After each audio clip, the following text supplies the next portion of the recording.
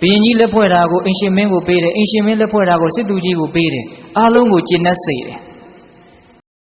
မြတ်စွာဘုရားလက်ထက်ကတာဝတိပြည်မှာမျိုးကောင်းသားတယောက်က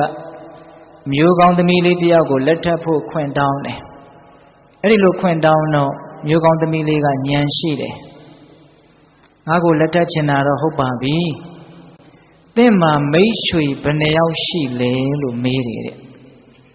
ပစ္စည်းတွေဘယ်လောက်ပိုင်လဲဘွဲတွေဘယ်လောက်ရလဲအဲ့ဒါမမေးဘူးဘာမေးတယ်မိတ်ဆွေဘယ်နှယောက်ရှိလဲလို့မေးတယ်တဲ့မေးတော့အဲ့ဒီလူလင်လေးကငါမှမိတ်ဆွေတော့တယောက်မှမရှိသေးပါဘူး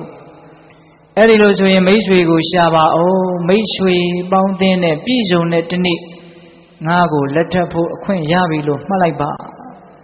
အဲ့ဒါနဲ့အဲ့ဒီကောင်လေးအဲ့ဒီလူလင်ကလေး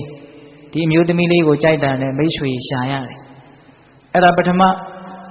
မြို့ကိုစောင့်တဲ့မျိုးစောင့်၄ယောက်နဲ့မိတ်ဆွေဖွဲ့တယ်အင်မတန်ရင်းနှီးတယ်နောက်အမတ်ကြီးတွေနဲ့ခင်တယ်တထေးကြီးတွေနဲ့ခင်တယ်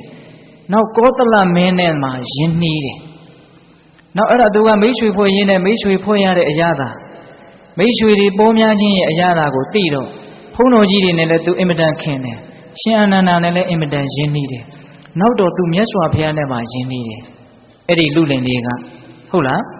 အဲ့ဒါနဲ့တာဝတိမြို့မှာသူ့ကိုအမေကဘယ်လိုနာမည်ပေးထားတယ်မသိဘူးဗျာလူတွေကတော့သူ့ကိုမိတ္တဗန္ဒကလို့ခေါ်တယ်တဲ့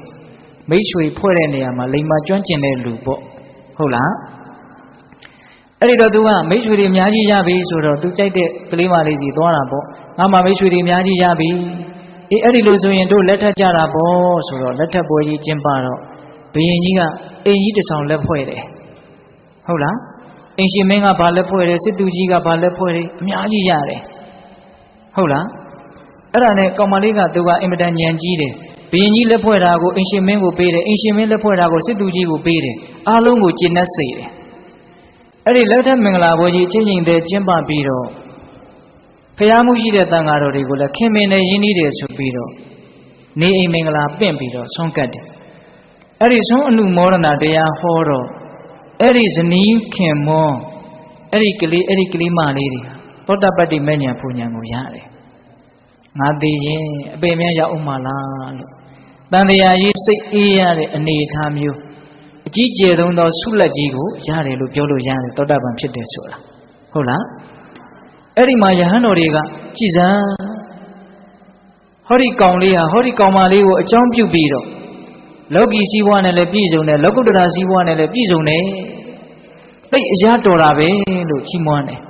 အဲ့ဒီချီးမွမ်းတဲ့အတန်ကိုမြတ်စွာဘုရားကြားတယ်ဒီတော့မြတ်စွာဘုရားကယဟန်တော်တွေကိုစိတ်သားတို့တဲ့အခုမှဒီလူလင်ဟာဒီလုံမပြိုကိုအကြောင်းပြုပြီးတော့ချမ်းသာတာမဟုတ်ရှင်းတုန်းကလည်းချမ်းသာဘူးတယ်မိတ်ဆွေရဲ့အကျိုးကိုခံစားဘူးတယ်ဆိုပြီးတော့ဦးဇင်းတို့950မှာဥက္ကုတဇတ်ဆိုပြီးတော့မှတ်တမ်းတင်ထားတာရှိပါတယ်